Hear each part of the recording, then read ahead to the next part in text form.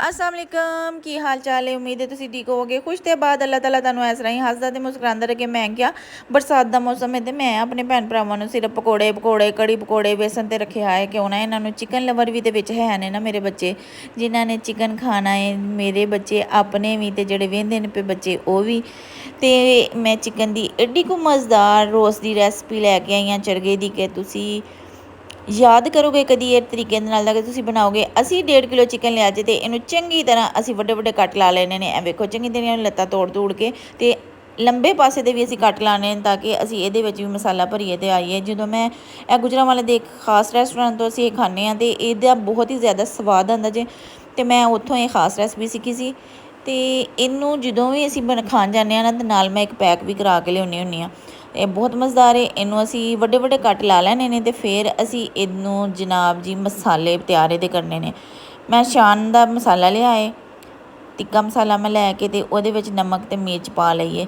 नाल ही मैं थोड़ा सारा चिली सॉस पा लिया, सोया सॉस पा लिया, थोड़ा सारा सिरका पा के तो यदा मैं एक मसाला जहा तैयार कर लिया। थोड़ी जी मिर्चा भी मैं पावांगी क्योंकि शान का मसाला मैं थोड़ा पाया जे। तो फिर मैं इनू अपने मुर्गे ने चुक के ये रखांगी तो सारे चार चफेरियों इनू मसाला लिंब देवांगी अंदर बार बोटियां के कट्टां के विच भी मैं हथ तुन तुन के इनू मसाला लावांगी ताकि एक एक बोटी विच फ्लेवर रच बस जाए।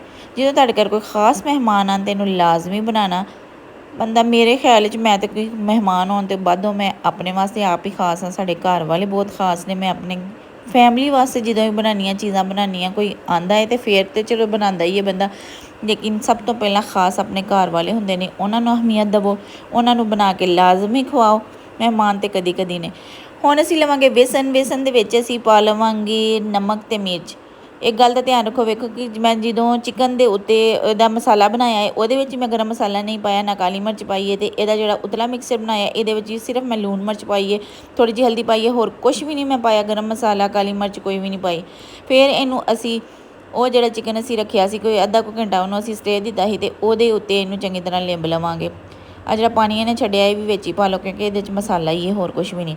चलो जी ये उत्ते भी असी चंगी तरह लिंब लुंब लवांगे। इनू जड़ा मिक्सर है ये वाला बेसन वाला इनू लिंब लवांगे तो फिर जनाब इनू असी 5 मिनट रखांगे। दूसरे पासे असी घ्यो गर्म करने तो वो असी मसाले दे नाल नहाते हुए मुर्गे नू ओहदे विच फ्राई कर लेने। लो जी मुर्गा साडा वेखो जी 10 मिनट लंघ गए ने इनू पिया होया भी जो मसाला बचिया मैं क्या चलो ठंडा हो गया तो इनू भी ला देनी हाँ।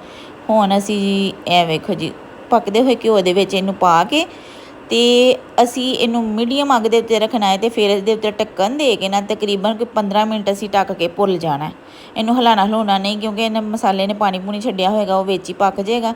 फिर असी इहदा ढक्कन जिहड़ा है साइड चेंज कर लवांगे। वेखो एक पासों किड्डा वधिया जिहा तैयार हो गया है। इस तरह दे बनाओगे तो ये जड़ियाँ हड्डियाँ हुड्डियाँ दे विच किसी दा रह जांदा है ना खून वगैरह जम्मिया वो नहीं रहेगा। दूसरे पासे का करके भी इनू असी 5 मिनट ढक्कन दे के पकावांगे।